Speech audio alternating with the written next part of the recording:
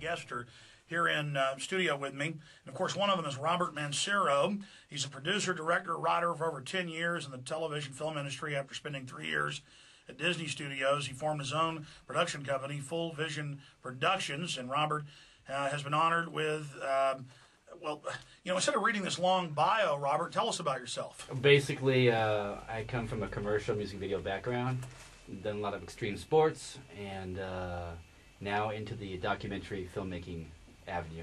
So when you first got into TV, what did you do? When I first got into TV, I was basically a temp. I walked on the Disney lot. I had no job whatsoever. I walked into a building and they go, "Are you the temp?" And of course I said yes. And I worked there, worked my way up, became a junior production executive, worked under Katzenberg, was in charge of quite a few films in development, and just got tired of the whole corporate scene because I wanted to go out and make films. So I left. Now you're making independent films. Tell us about this new documentary you've made, Prescription Suicide.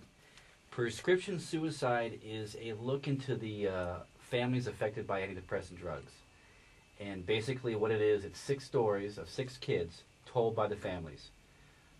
It's through their eyes, through their experiences, and there's no experts, there's no doctors telling you facts. It's just the families telling you what happened in their lives. So you're personalizing it. Absolutely. It's a very personal approach. When I first was brought the project, I was first going to do it the mainstream way. I was going to have, I had access to whistleblowers and pharmaceutical companies. I had access to senators and all kinds of experts on the subject. And, you know, that's been done so many times. And what I wanted to do was to take the whole issue and bring it down to a personal level. And these are these families, these are kids who lost their lives, and some are still alive, who are affected by these drugs. We also have somebody here with us riding shotgun today, and that's Gwen Olson, Confessions of an RX Drug Pusher, and God's Call to Loving Arms. And she's been on the inside and then had already gotten disillusioned, gotten out of the system, and then, even after she'd already gotten out of the system, then her niece died a just horrific death, like so many others that have taken this drug. And then we learned that even in the testing of the drugs, it came out that they knew it radically increased suicidal tendencies, the opposite. So we'll tell that story and talk about our book. Gwen, we're about to break in 30 seconds, but when we get back, what are some of the issues you specifically want to talk about? I just want to talk about how prevalent this problem is and how it's been, you know, kind of swept under the rug for so many years, and the dangers that exist in taking these pharmaceuticals and giving them to our children. All right, folks, we're going to be right back after this quick break. And understand 15+%, it's 15 plus, it's almost 16% of American children are now on these drugs. So it's the same number with adults, may even be trending higher.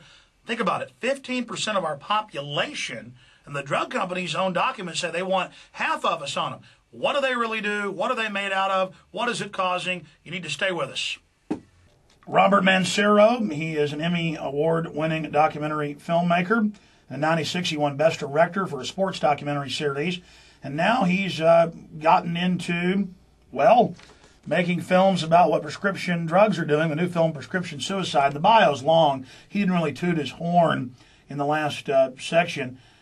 He has, of course, won awards and screened his films at the Cannes Film Festival for a film, Code Blue. And it just goes on. And I'm really excited that Full Vision Productions, and that's the website, fullvisionproductions.com, and his company is getting into really serious issues like the millions of our children and adults being ravaged by these psychotropic and amphetamine-type stimulant drugs. And the website is prescriptionsuicide.com. I want to first get into Gwen Olson's new book, Confessions of an RX Drug Pusher. This just came out. Gwen, tell us about your personal story, what happened to your niece, how they, I heard you speak of how they tried to force her back on the drugs, and she was really doing well. She had a big future ahead of her. It all started with a car wreck, and then I want to go through why you decided to write this book, and even your own personal experiences with these companies. Please share with us.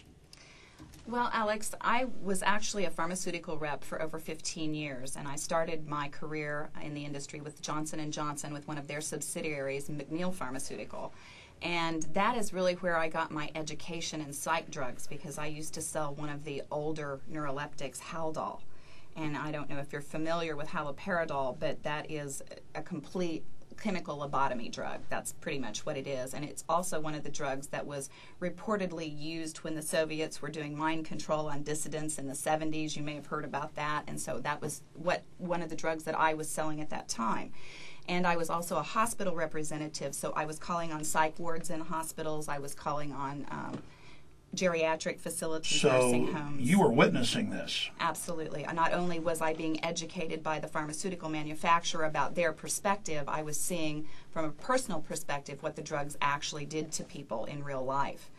And of course, it took a long time. I'm not going to say that I woke up one morning, and said, oh, wow, I'm in the wrong industry or whatever. It was a series of events over a period of years where I became more conscious about what was happening. I do believe there's a lot of people, just like I was in the pharmaceutical industry, that are very naive.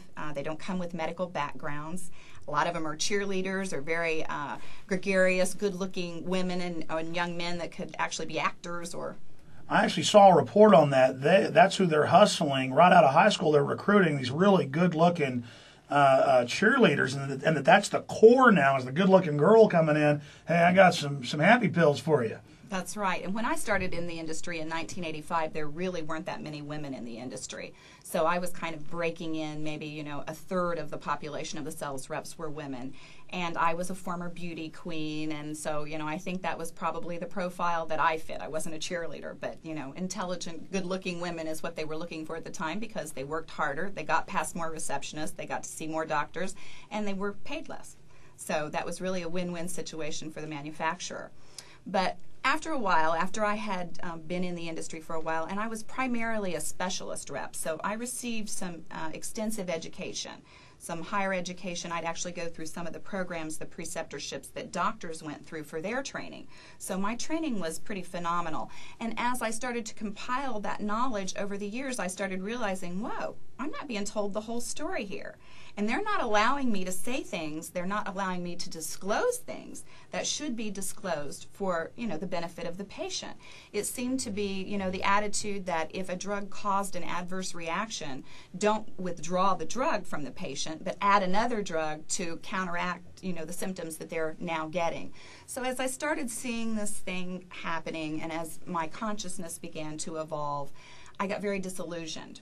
Not only did I get disillusioned, but I had several adverse drug reactions myself. I think this was my learning process. It was actually real life school for me.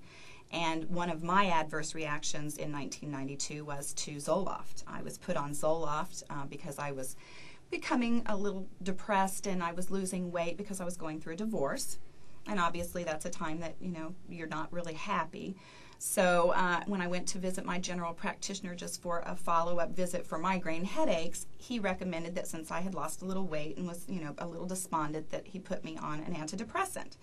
And I was 33 years old at the time, and I had never taken any antidepressants, and I didn't know, because I have to go back and say, if you haven't been trained, even pharmaceutical reps, if they haven't competed against that category of drug, or if they haven't been trained about that category of drug, you can be just like everyone else and not have any knowledge about what they really do or how they really work. And that was my particular case. So I didn't recognize that they were stimulants, or I wouldn't have taken an antidepressant. And what happened when you started taking it? When I took the Zoloft, in only a matter of days, I started getting extremely agitated. I started having palpitations. I couldn't sleep. I couldn't drive. I was very anxious. So I called my doctor and I told him that I was having an adverse reaction to Zoloft. And he said, no, I believe what's happening is that your depression is getting worse, and so we need to increase the dose of the drug. And he told me to double the dose of the Zoloft, which I did. And when I doubled the dose, then I became manic psychotic. And if you don't know what manic psychosis is, it's pretty serious. Actually, I do. A woman chops her toddler's arms off, runs around dancing with it, blood squirting everywhere. Women never act like that. A woman drowns 4 of her kids. Every mass shooter we've seen, every time. It's never not. I'm always shocked that it all